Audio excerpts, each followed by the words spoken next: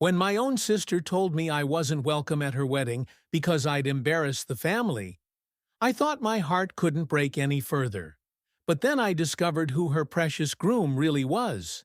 And suddenly I had the perfect wedding gift.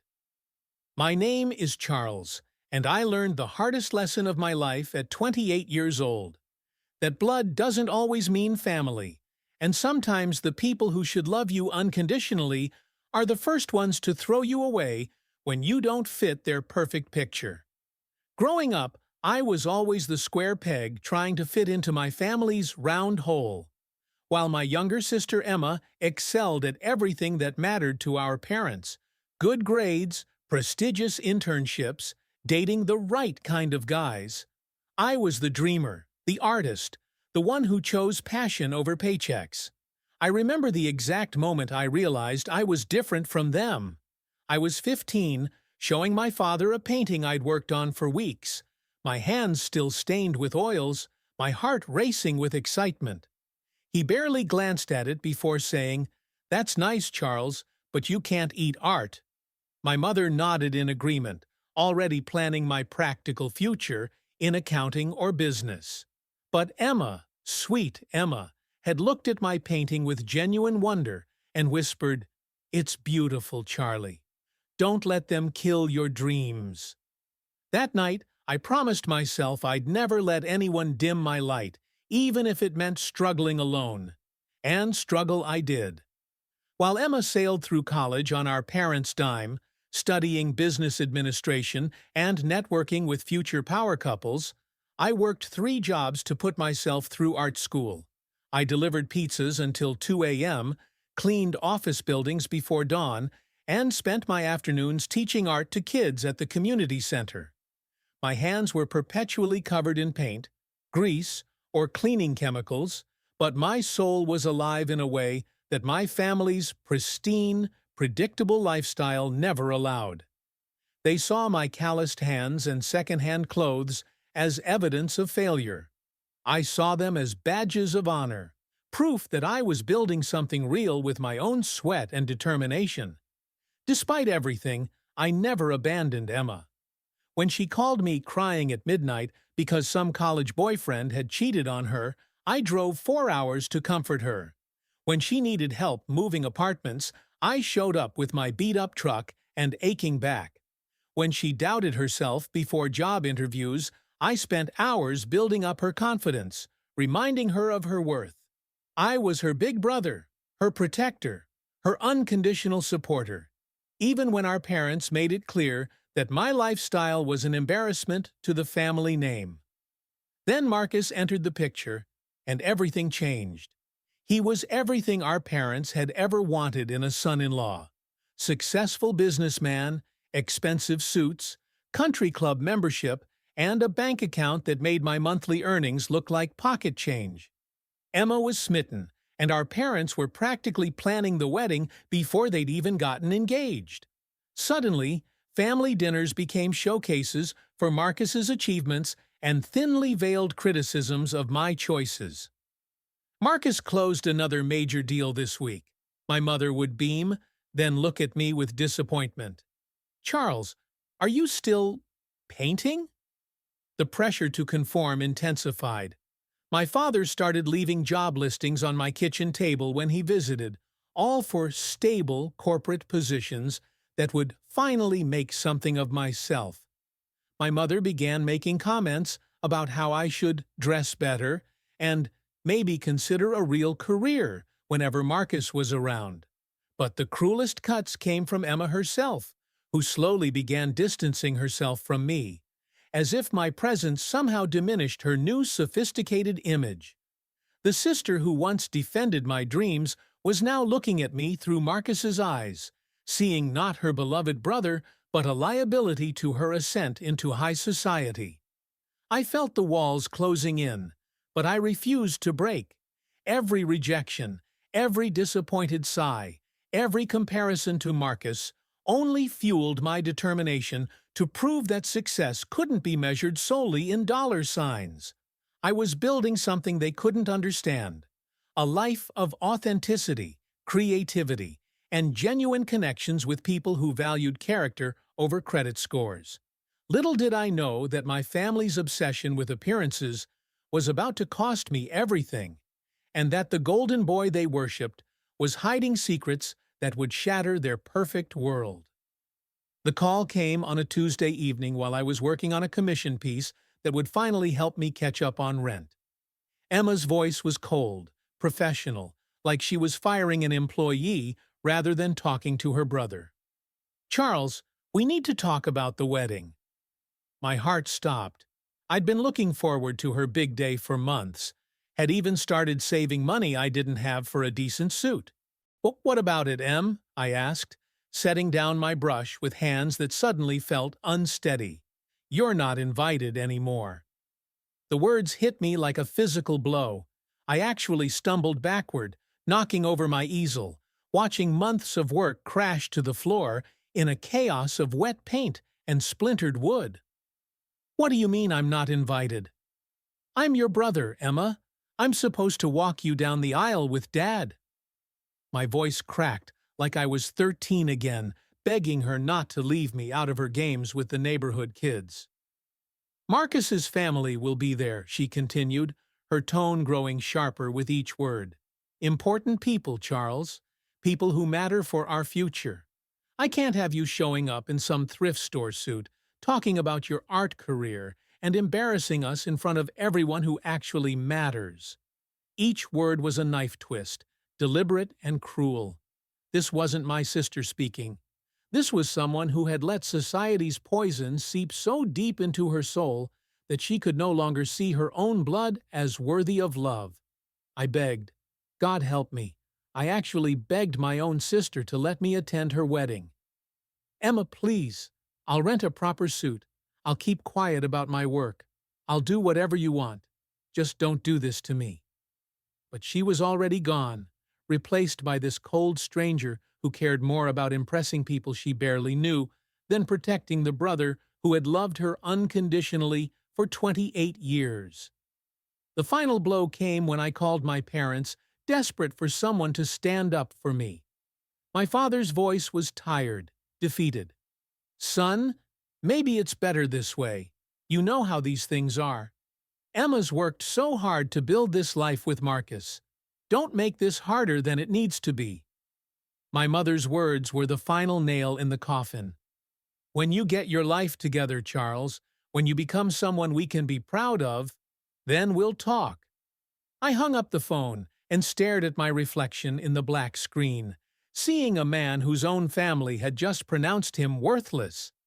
The paint on the floor had already started to dry, ruining hours of work, but I couldn't move. I couldn't breathe. The people who were supposed to love me no matter what had just told me I wasn't good enough to witness the most important day of my sister's life. That night, I cried for the first time since I was a child, not just for the betrayal, but for the death of the illusion that family meant forever. For 2 weeks, I walked around like a ghost, unable to eat, unable to paint, unable to do anything but replay Emma's words in my head. My friends tried to comfort me, but how do you explain that your own family considers you a liability? Then fate intervened in the most unexpected way. I was meeting with a potential client, Mrs. Rodriguez, who ran a small gallery downtown. She wanted to discuss featuring my work in her upcoming show, and for the first time in weeks, I felt a spark of hope. As we talked, she mentioned her other business, a debt recovery service her husband ran. "You'd be surprised how many wealthy-looking people are drowning in debt," she said casually, showing me photos on her phone of luxury cars they'd repossessed. My blood turned to ice when I saw a familiar silver Bentley in one of the photos. "That's Marcus Wellington's car," I whispered, my voice barely audible. Mrs. Rodriguez looked surprised. "You know Marcus? Poor guy's been dodging us for months. Owes nearly $200,000 on that car alone, plus his condo, credit cards. He's leveraged to the eyeballs. We're repossessing everything next week." The room started spinning. The golden boy, the successful businessman, The man my family had chosen over their own son, he was a fraud. Everything about his perfect life was built on borrowed money and lies.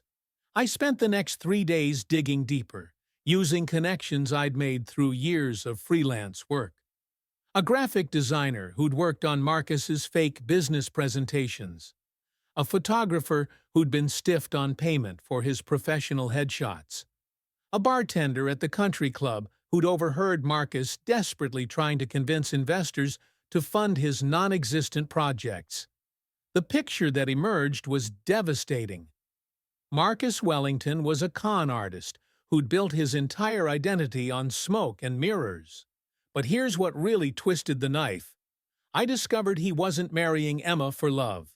Through a contact at the bank, I learned he'd been researching my family's finances for months, before he even started dating her. Our parents' modest but stable savings, Emma's trust fund from our grandmother, even the value of our childhood home, he'd calculated it all. My sister wasn't his bride, she was his exit strategy, his final score before his house of cards collapsed completely. The rage that consumed me was unlike anything I'd ever felt. This man had not only stolen my sister and turned my family against me, but he'd done it all as part of an elaborate con game. Emma wasn't marrying her Prince Charming. She was about to become the victim of a predator who'd studied her family like marks in a heist movie. Every romantic dinner, every sweet gesture, every promise of a perfect future. It was all calculated manipulation designed to secure his financial survival. As I sat in my studio that night, surrounded by canvases that told the story of my authentic struggle, I made a decision that would change everything. I wasn't going to warn Emma. She'd made her choice when she chose appearances over family. I wasn't going to expose Marcus to my parents. They'd made their allegiances clear. Instead, I was going to give them exactly what they deserved, a front-row seat to the spectacular collapse of their perfect world, orchestrated by the brother they deemed unworthy to witness their triumph. Wedding day arrived with perfect sunshine, as if the universe itself was mocking the storm I was about to unleash. I'd spent the week carefully orchestrating every detail with Mrs. Rodriguez and her husband. The plan was simple but devastating. Marcus's world would crumble in front of everyone who mattered to him, and my family would finally see what their obsession with appearances had cost them. I arrived at the church in Marcus's repossessed Bentley. Mrs. Rodriguez had been more than happy to let me borrow it for a few hours in exchange for helping with the recovery. The valet's confused look when I handed him the keys was the first crack in Marcus's perfect facade. I walked into that church, wearing a $1,000 suit I'd rented with money from selling my most precious painting, looking every inch the successful man my family had always demanded I become. The ceremony was already underway when I slipped into the back row. Emma looked radiant in her dress, completely unaware that her groom was sweating bullets, having spotted his supposedly owned car, being driven by the brother she'd banned from her wedding. Marcus kept glancing back at me, his face growing paler with each passing minute. But he couldn't stop the ceremony without causing the very scene he was desperately trying to avoid. When the priest asked if anyone objected, the entire church held its breath. I stood up slowly, and Emma's face went white with horror and rage. "Charles, what are you doing here?" she hissed, her perfect composure cracking for the first time all day. But I wasn't looking at her. I was looking at Marcus, whose legs were visibly shaking as he realized his nightmare was about to become reality. "I'm here as Marcus's business partner," I said calmly, my voice carrying to every corner of the silent church. "We have some urgent financial matters to discuss." The confusion on the guests' faces was palpable, but Marcus knew exactly what was coming. "This isn't the time or place," he stammered, but I was already walking down the aisle, Mrs. Rodriguez's husband appearing beside me with a briefcase full of legal documents. "Actually, "It's the perfect time," I replied, reaching the altar where my sister stood frozen in her wedding dress. "You see, Marcus has been trying to reach you all week, Emma, but you've been so busy with wedding preparations. He wanted to tell you about the repossession notices, the bankruptcy filing, the investigation into his fraudulent business practices." Each word landed like a physical blow, and I watched my sister's face transform from confusion to horror to devastating understanding. The explosion that followed was everything I'd imagined, and more. Emma's hand cracked across my face with a slap that echoed through the church, but before she could speak, Marcus lunged at me with a desperate fury. "You bastard!" he screamed, swinging wild punches that I easily dodged thanks to years of construction work that had kept me strong while he'd grown soft behind his fake executive desk. When his fist finally connected with my jaw, I smiled through the blood and hit him back. Once, clean and hard, sending him sprawling across the altar in his expensive tuxedo. The church erupted in chaos. Emma was screaming at me, calling me jealous and pathetic, but her voice cracked when Mrs. Rodriguez's husband began reading the list of Marcus's debts and deceptions. My parents rushed forward, my father grabbing my arm and demanding explanations, but I simply handed him the folder of evidence I'd compiled.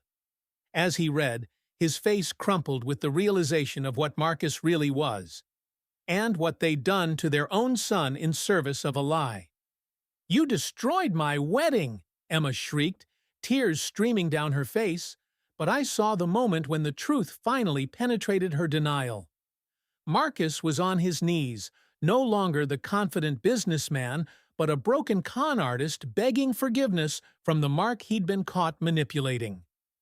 The guests sat in stunned silence as my family's perfect world imploded in real time, exactly as I'd planned.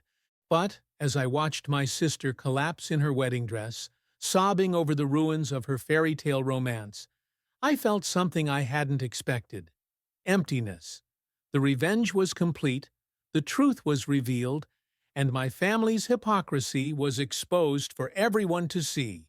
Yet standing there in that chaos, blood on my lip and vindication in my heart, I realized that destroying their illusions hadn't healed the wound of their rejection.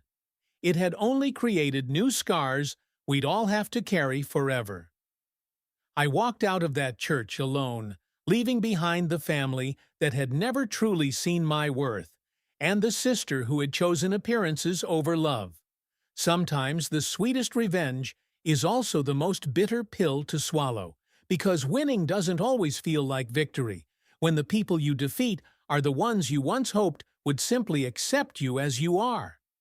My family learned that day that true wealth can't be borrowed or faked, but I learned that some prices are too high to pay, even for justice.